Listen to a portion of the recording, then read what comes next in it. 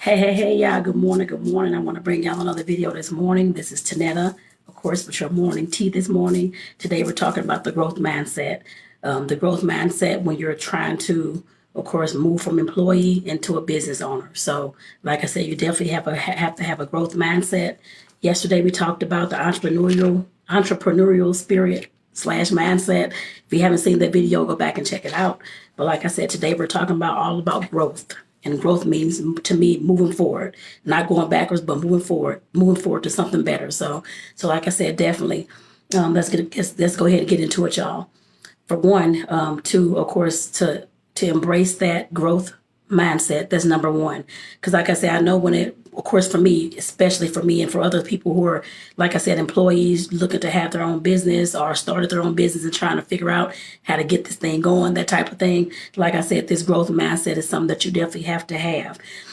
I can give you an example. Me staying back in St. Louis, moving here to Arizona, of course, I could have had a lack mindset. I could have had a mindset of not growing, meaning that I wouldn't have started the cookie business when I started here. I wouldn't have started the event planning business recently when I came this year.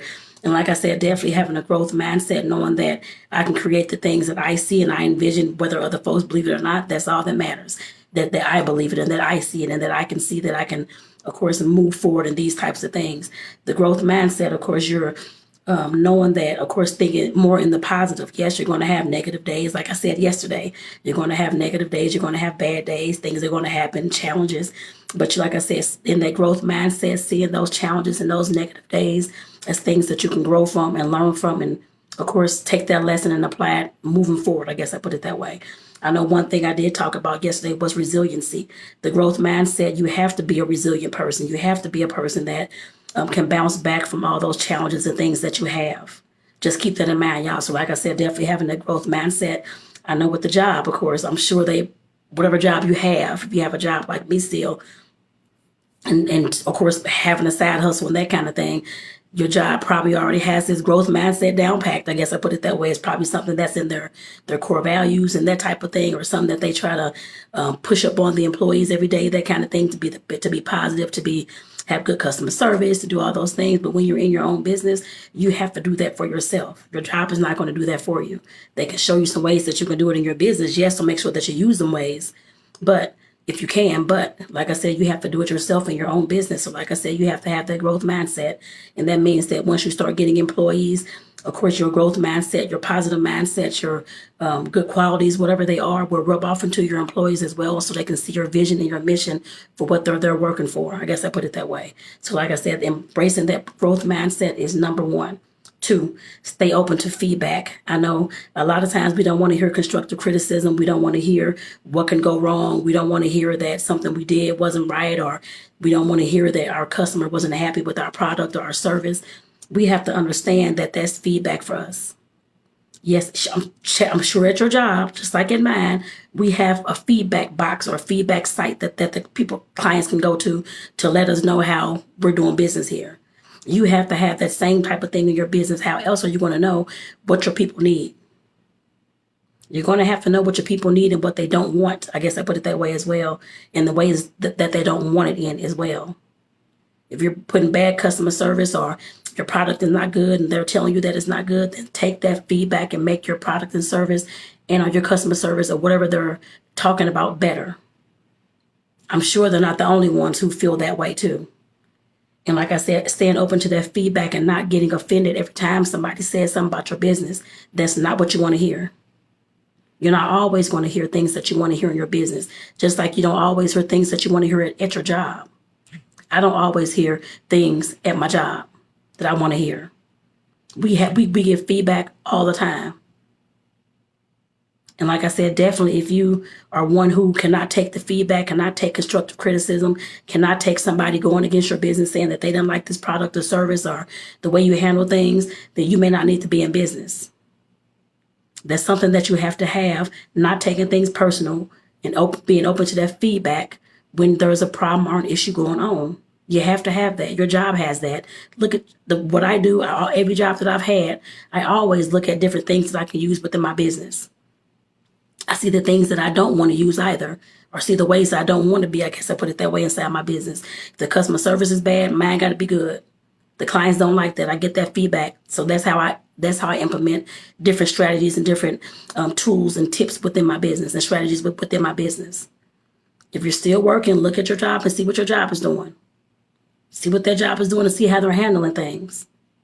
When it comes to feedback, you can probably use that within your business or a version of that. Keep that in mind. The job, of course, I know I hear people talking about you shouldn't be an employee, you shouldn't work for nobody else, which that's true and that's the case. I'm sure that's for them. But just keep in mind that at least 75% of this world works, or the U.S. works, I guess I put it that way, either for somebody, whether it's at a business or in an office or whatever y'all doing. There's nothing wrong with being an employee, but if you're wanting to start your own side hustle like I have, you have to be willing to, of course, embrace this entrepreneurial spirit and mindset and growth in order to, of course, create that business with y'all. But use that stuff within your job to create your business with. Like I said, the feedback, however they get their feedback and the reviews, look at those kind of things. Figure out how that process works. You can probably use that within your business. With the growth mindset, see how they're trying to uplift the spirit of their employees. Figure that out. You're an employee, see how they're doing things. And if they're not doing things the way that you want to see things done, then do it differently. Because once you start getting employees, you're going to have to do those types of things too. Just like your job is treating you, not treating you, but doing you and the other employees, implementing all these things, you're going to have to do the same thing. And like I said, that growth mindset and, of course, staying open to feedback, those are two things within your job that you can, of course, check out and see how they're doing that you can utilize possibly in your business. The number 3, be able to adapt to changes in the market. You best believe your job is adapting to the changes in the market in some type of way. And just know that when you have your own business, I don't care what it is, if it's a cookie business like mine or offering event services like mine, you're going to have to figure out how to adapt to the changes in the market, just like when COVID happened. You have to figure out how to adapt to those changes in the market. And if you cannot figure that out, then your business is not going to thrive during that time. I'm sure your job figured it out. A lot of employees went remote. Some folks were in the office a few days a week, and some of them were remote. Some of them, of course, had to stay in the office, of course, or the workplace, or whatever the case may be, because of the demands of the job during COVID. You all saw how that played out. You're going to have to adapt to changes in the market as well. When things change, I moved from St. Louis, Missouri to here to Arizona. There's a different market here than back in St. Louis. It's mostly Native Americans and Mexicans here.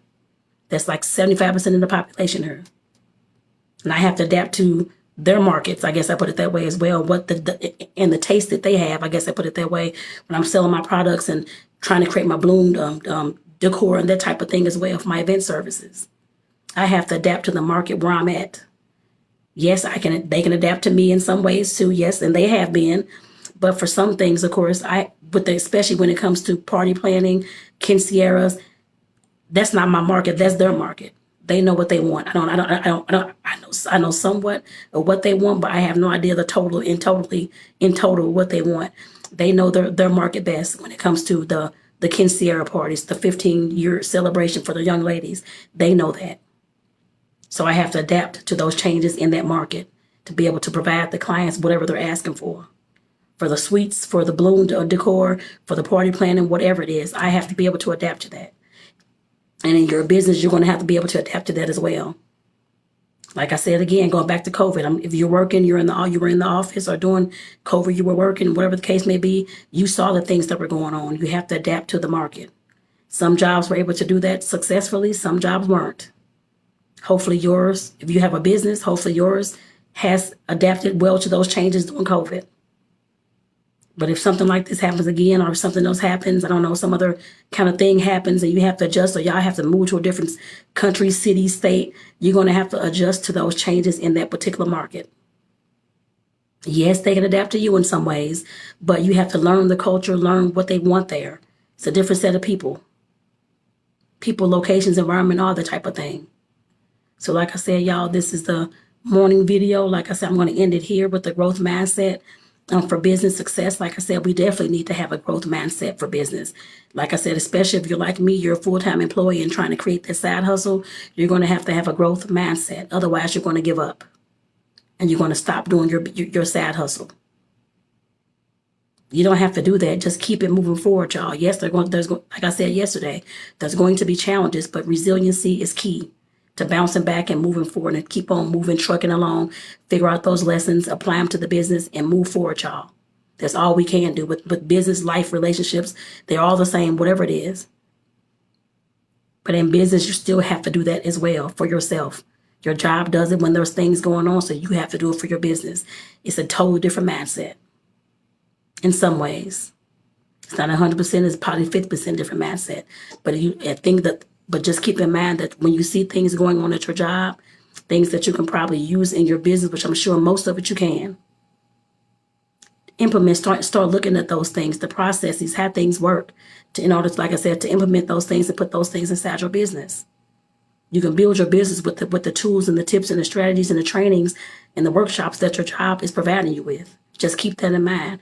They have personal development too, or they should, I put it that way.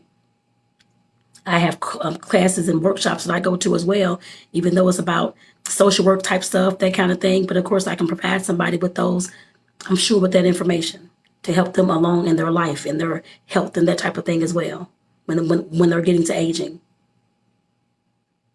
Like I said, there's always something that you can implement inside of your business that your job does. Keep that in mind, y'all. So with that, let me go ahead and get off here. This is Tonetta Clay again. This is the morning tea. And like I said, this morning we're talking about the growth mindset. Yesterday we talked about the entrepreneurial spirit. And like I said, I'm definitely here to help you. Like I'm helping myself. Of course, I'm an employee working full time. If you're looking to, of course, to leave that position that you have at the job and work your business full time.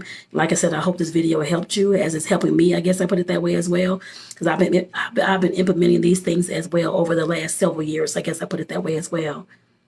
So like I said, I definitely hope this helped you this morning to think about kind of what you want to do inside your business and what kind of mindset you have to have in order to get that business up and thriving, and of course maintaining itself as well.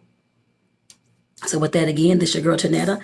I will leave a link in the description of this video. Of course, if you want to check out some of the courses that I have, of course, my Amazon store where I'm making some cute little, what do they call it? I guess puzzle books and journals and notebooks and that type of thing. So definitely check it out, y'all. Like I said, you may want to get one to take notes with. I guess I put it that way when I'm talking about these things in these particular videos. So like I said, definitely check it out, y'all. I'll leave the link in the description. So peace out, y'all. Have a great day. I'll see y'all in the next video.